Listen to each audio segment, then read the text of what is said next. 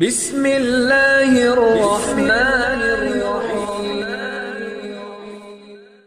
مفتی شعیب اللہ خان صاحب کے بیانات کے لیے مفتی صاحب کے آفیشیل چینل کو سبسکرائب کریں اور زیادہ سے زیادہ شیئر کریں۔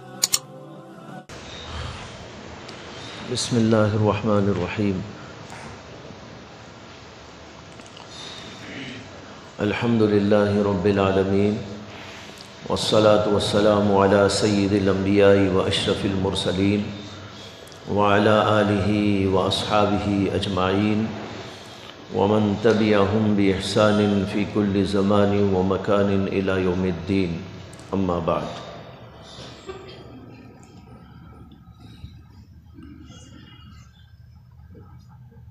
اس سے پہلے آپ کے سامنے ذکر ہوا تھا کہ انسان کا نفس تین طرح کا ہوتا ہے۔ عام طور پر امارہ ہوتا ہے، گناہوں کا امر کرنے والا، گناہوں کی دعوت دینے والا، لیکن جب اس کی اصلاح کی جانے لگتی ہے تو پھر وہ تھوڑا سا اچھا ہو جاتا ہے۔ تھوڑا سا اچھا ہونے کا مطلب یہ ہے کہ گناہوں سے بچنے کی کوشش کرتا ہے، لیکن اس کے باوجود نفس اس کو چکمہ دینے لگتا ہے تو گناہ بھی کرتا ہے، اور گناہ کرنے کے بعد ندامت ہوتی ہے، شرمندگی ہوتی ہے، اپنے آپ پر ملامت ہوتی ہے۔ یہ ہے نفس لوامہ۔ یہ پہلے سے ذرا بہتر ہے، غنیمت ہے، لیکن اصلاح کا سلسلہ برابر جاری رہا تو وہ آئندہ چل کر مطمئنہ ہو جاتا ہے۔ یہ بات اس سے پہلے آپ کے سامنے میں نے ذکر کی تھی۔ نفس امارہ کو لوامہ بنانے، لوامہ کو مطمئنہ بنانے کیا کرنا چاہیے؟ یہ ایک سوال ہے جو ذہنوں میں پیدا ہوتا ہے۔ بعض طلباء نے مجھ سے پوچھا بھی کہ اس کے لیے ہمیں کیا کرنا پڑتا ہے؟ دیکھیے، نفس کے لیے ہے مجاہدہ۔ مجاہدے کے معنی ہے نفس کو جد و جہد میں، محنت میں ڈالنا۔ مجاہدے کے معنی ہی ہے محنت کرنا، محنت اٹھانا، محنت میں ڈالنا۔ تو اپنے آپ کو مجاہدے میں ڈالنا پڑتا ہے۔ اور مجاہدہ کیا ہے؟ مجاہدہ یہ ہے کہ اپنے آپ کو دو چیزوں پر لگاؤ، پابندی کے ساتھ، ہمت کے ساتھ اور پوری محنت کے ساتھ، پوری دل جمعی کے ساتھ۔ دو کام، ایک کام ہے نیکیوں پر نفس کو لگانا، یہ نفس کا مجاہدہ ہے۔ اس لیے کہ نفس نیکی کرنا نہیں چاہتا، وہ چاہتا ہے برائی کرنا۔ وہ نماز پڑھنا نہیں چاہتا، ذکر کرنا نہیں چاہتا، تسبیح پڑھنا نہیں چاہتا، تلاوت کرنا نہیں چاہتا۔ اسی طرح کوئی بھی نیکی کا کام اس کو دیا جائے تو اس میں وہ پیچھے ہٹتا ہے اور چکمہ دیتا ہے۔ اب مجاہدہ یہ ہے کہ نفس کو اسی میں لگا دے اچھی طرح، وہ مانے کہ نہ مانے، لیکن اس کو لگا دیا جائے کہ میں تو بہرحال تجھے اس میں لگا کے چھوڑوں۔ اب نفس ہیلے کرے گا، بہانے کرے گا، پریشان کرے گا آپ کو، لیکن آپ بھی اس کو پریشان کرو۔ اسی لیے مجاہدے کو مجاہدہ کہتے ہیں کہ ادھر سے ادھر سے دونوں طرف سے ہوتا ہے۔ آپ لوگ عربی میں پڑھتے ہیں نا، باب مفاعلت کی خاصیات میں سے ہے مشارکت، اشتراک، یعنی دونوں طرف سے معاملہ ہوتا ہے۔ اسی لیے مجاہدے کو مجاہدہ کہتے ہیں کہ آپ نفس کو پریشان کرتے ہیں اور نفس آپ کو پریشان کرتا ہے۔ وہ آپ کو پریشان کرتا ہے، نماز نہیں پڑھنے دیتا آپ کو، آپ اس کو پریشان کیجئے کہ آپ پڑھا کے چھوڑیے اسے۔ حضرت حاجی امداد اللہ مہاجر مکی رحمۃ اللہ علیہ فرمایا کرتے تھے کہ نفس کو اس طریقے پر لگانا چاہیے کہ تھوڑا تھوڑا تھوڑا تھوڑا اس کو نیکیوں کی طرف مائل کرو۔ مثلاً تہجد پڑھنا ہے تو اسے یہ نہ کہو کہ آج تجھے 8 رکعت پڑھنا ہے، اسے کہو 2 ہی رکعت ہلکی پھلکی پڑھنا ہے۔ اب وہ 2 رکعت کے لیے تو تیار ہو جائے گا، 2 رکعت پڑھنے کے بعد بولو کیا مضائقہ تھا، کیا پریشانی ہوئی، اور 2 پڑھ لے، تو 2 کے بعد اور 2 اور 2 کے بعد اور 2، اس طرح کر کر کے 4 سے 6 کرو، 6 سے 8 کرو، تو نفس اس طریقے پر نیکی میں لگ جائے گا۔ تو اس طرح تھوڑا تھوڑا کر کر اس کو مائل کرتے رہنا چاہیے۔ جب آدمی یہ کرتا رہتا ہے تو نفس نیکیوں پر جم جاتا ہے، پھر چند دن کے بعد اسے عادت بن جاتی ہے۔ جو چیز عادت میں آ جاتی ہے وہ مشکل نہیں رہتی، پھر آسانی کے ساتھ میں ہو جاتی ہے۔ ایسے ایک عادت پڑ گئی، جو چیز عادت میں آ گئی سمجھو کہ آسان ہو گئی، لیکن عادت بننے تک تھوڑی سی مشکل اٹھانا پڑتا ہے، اسے لگانا پڑتا ہے، سمجھانا پڑتا ہے، بار بار بار بار اس طرح کرتے رہنے سے ایک دن ایسا ہوتا ہے کہ آسانی کے ساتھ وہ نیکیاں کرنے پر لگ جاتا ہے، اور عادت جب بن جائے گی تو پھر وہ خود بخود بھی کرنے لگتا ہے۔ اسی طرح اور بہت ساری چیزوں کی عادت ڈالیں۔ یہ تو ایک مثال تھی، تہجد کی ایک مثال میں نے دی۔ اس کے علاوہ اٹھتے بیٹھتے چلتے پھرتے دعاؤں کی عادت، سنتوں کی پابندی کی عادت، نفس کو یوں ہی نہ چھوڑا جائے، ہر جگہ پر اسے کچھ کنٹرول میں رکھنے کی کوشش کی جائے۔ مسجد کو آنے کی دعا، مسجد سے نکلنے کی دعا، بیت الخلاء جانے کی دعا، بیت الخلاء سے نکلنے کی دعا، سونے کی دعا، اٹھنے کی دعا، کھانے کی دعا، پینے کی دعا، کپڑے پہننے کی دعا، پھر اس کے جو طریقے ہیں سنت کے اندر اس کے اوپر اسے چلانے کی مسلسل فکر۔ مسجد کو آئیں تو کیسا آنا چاہیے، مسجد سے جائیں تو کیسا جانا چاہیے، کون سا قدم پہلے رکھنا چاہیے، کون سا قدم بعد میں رکھنا چاہیے، کپڑے پہنے نکالیں تو کیا کرنا چاہیے۔ اگر آدمی ان سب چیزوں پر اپنے آپ کو بنانا شروع کر دے گا تو چلتے چلتے یہ سب چیزیں انسان کی عادت بن جاتی ہیں، اور اتنا آسان ہو جاتا ہے کہ آدمی پھر اس کے بغیر نہیں رہتا۔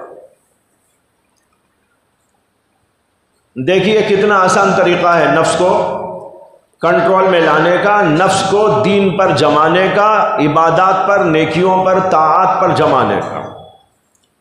یہ کام تو یہ کرنا پڑتا ہے، اور دوسرا کام ہے گناہ سے اسے بچانا۔ یہ ذرا مشکل کام ہے۔ پہلا کام تو آسانی ہے، نماز پڑھ لیتا ہے آدمی، ذکر بھی کر لیتا ہے، تلاوت بھی کر لیتا ہے، لیکن گناہ سے انسان بچے اور اپنے نفس کو بچائے، اس میں چونکہ نفس یہ سمجھتا ہے کہ میری لذتوں کو چھینا جا رہا ہے، اور نفس یہ سمجھتا ہے کہ مجھے کچھ چیزوں سے محروم کیا جا رہا ہے، میری غذا مجھ کو نہیں دی جا رہی ہے، اس لیے بہت مزاحمت کرتا ہے، بہت مزاحمت کرتا ہے۔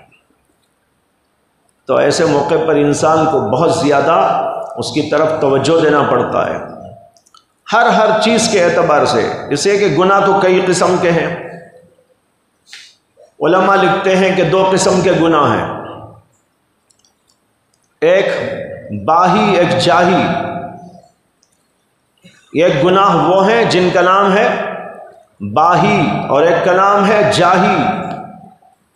باہی سے مراد ہے شہوانی خواہشات، یہ ہونا وہ ہونا، کھانے کی خواہش اور کچھ کرنے کی خواہش، یہ خواہش وہ خواہش، اس کو کہتے ہیں باہی۔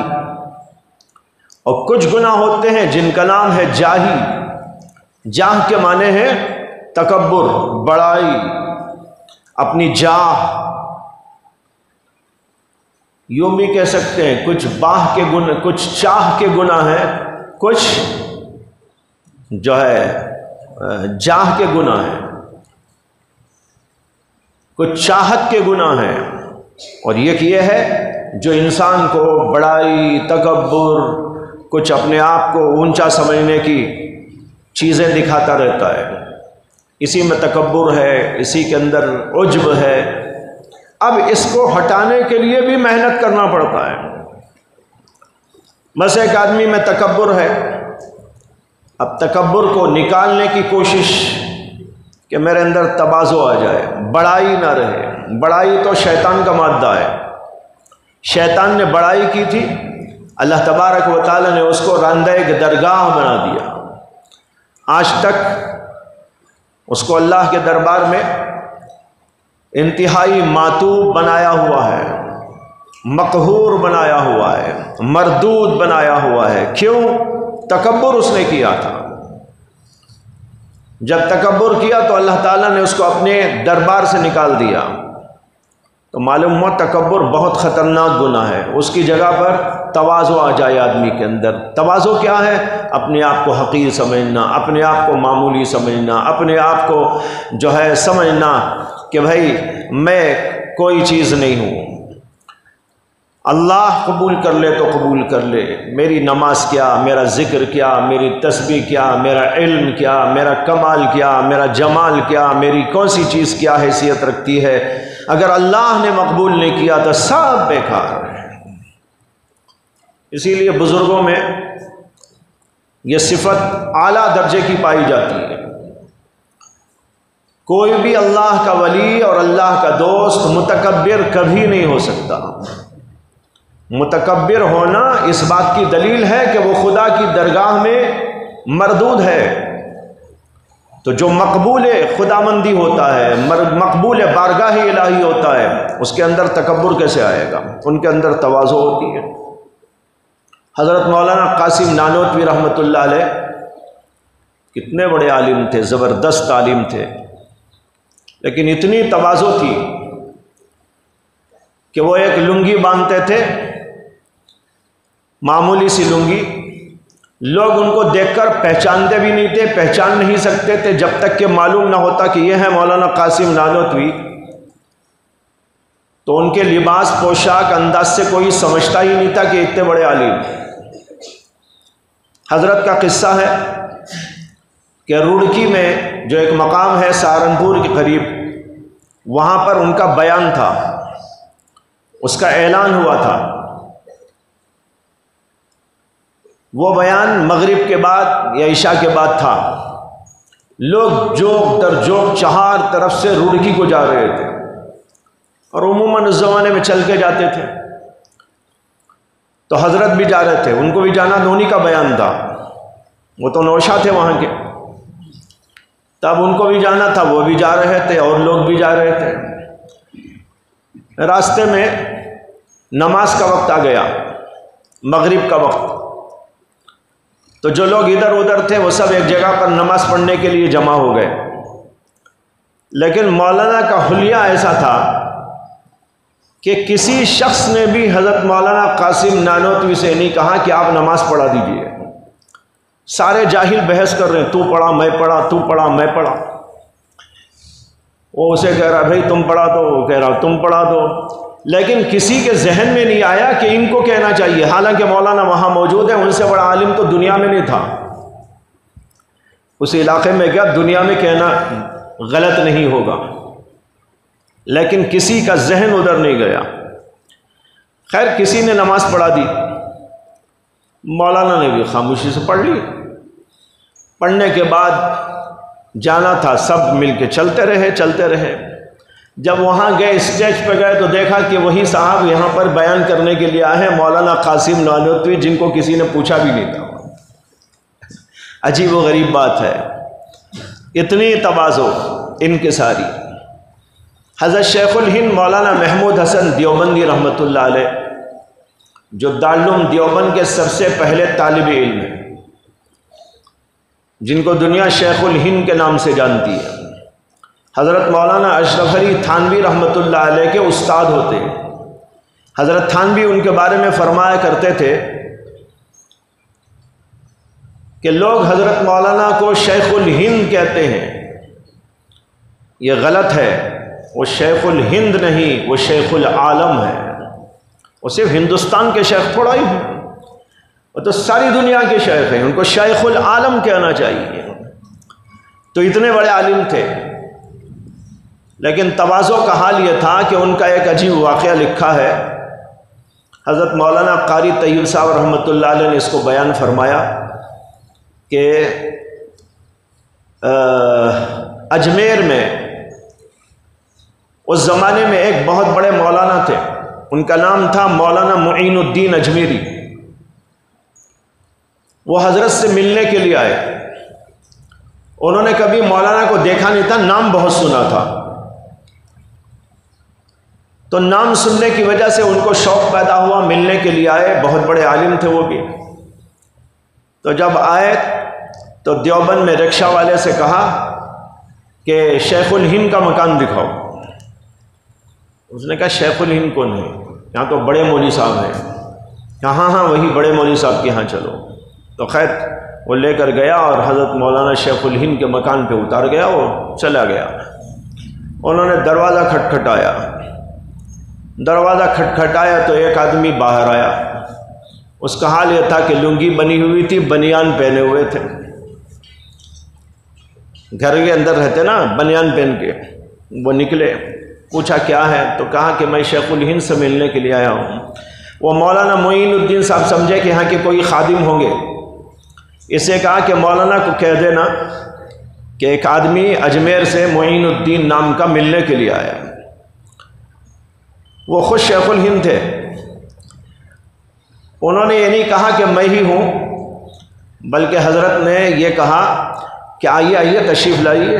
اندر بلا کے لے گئے، ان کو بٹھایا، پانی لا کے رکھا، پھر چائے لا کے پلائی۔ وہ آدمی کہہ رہے تھے کہ مولانا ہیں؟ ہاں ہاں ہیں، ملاقات ہو جائے گی، چائے پی لیجئے، پانی پی لیجئے۔ پھر اس کے بعد میں ناشتہ لا کے رکھ دیا، اب وہ بھی کھا لیا، اور کہا کہ مولانا کو اطلاع کر دی؟ تو کہا ابھی کر دوں گا، تھوڑی دیر آرام کر لیجئے، بہت سفر کر کے آپ آئے ہیں، وہ بھی اس زمانے کا سفر۔ تو کہا کہ آرام کر لیجئے۔ کہا نہیں مجھے آرام نہیں کرنا ہے، مولانا سے ملنا ہے۔ تو وہ صاحب ذرا غصہ ہو گئے، میں تو آپ کو بار بار بول رہا ہوں کہ بھائی حضرت کو اطلاع کر دیجئے، آپ اطلاع ہی نہیں کر رہے ہیں، کیا بات ہے؟ انہوں نے کہا ابھی اطلاع ہو جائے گی۔ پھر کچھ کہنے بیٹھ گئے، کچھ بات کرنے بیٹھ گئے۔ تو انہوں نے کہا کہ آپ عجیب آدمی ہیں کہ بھائی کیوں آپ اطلاع نہیں کرتے؟ انہوں نے کہا کس کو اطلاع کرنا ہے؟ کہا شیخ الہند، کوئی شیخ الہند نہیں رہتا، البتہ محمود میرا ہی نام ہے۔ کہنے لگے کہ کوئی شیخ الہند نہیں رہتا، محمود میرا ہی نام ہے۔ اللہ اکبر! بس یہ کہتے ہی ان صاحب کی گویا کہ زمینی کھسک گئی زمین نیچے سے۔ تو بھائی ایسے حضرات تھے یہ۔ تو دیکھیے تواضع کی بات بول رہا ہوں، تو ایک یہ ہے کہ آدمی کے اندر سے بڑائی والی بیماریاں نکل کر تواضع کی کیفیتیں پیدا ہو جائیں۔ دوسری چیز ہے شہوانی جذبات، جس کو کہتے ہیں باہی بیماریاں، یہ نکل کر اس کی جگہ پر آدمی نیک صفت اور فرشتوں والی صفات والا بندہ بن جائے۔ اب بتاؤ کہ ان دونوں پر محنت کرنا انسان کے لیے ضروری ہے کہ نہیں ہے؟ صرف ہم نے پڑھ لیا، لکھ لیا اور کتابوں پر کتابیں ہم نے ختم کر ڈالی، لیکن نہ جاہی بیماری ختم ہوئی، نہ باہی بیماری ختم ہوئی، وہ ساری بیماریاں اندر پلتی رہی اور اس کا اظہار بھی مختلف طریقوں سے ہماری زندگی میں ہوتا رہا، تو پھر اللہ کے ہاں ہمارا کیا مقام ہو؟ تو بھائی یہ ہے بنانے کا طریقہ۔ تو اس طرح اپنے آپ کو محنت میں ڈالو، مجاہدے میں ڈالو، ایک ایک چیز کو ختم کرنے کی کوشش کرو، تو انشاءاللہ ایک نہ ایک دن اللہ تعالیٰ بیماری ختم کر دیتے ہیں۔ اللہ تعالیٰ ہم سب کو ہدایت و توفیق عطا فرمائے اور اپنے مقربین میں اور نیک لوگوں میں اللہ ہم سب کو شامل فرمائے۔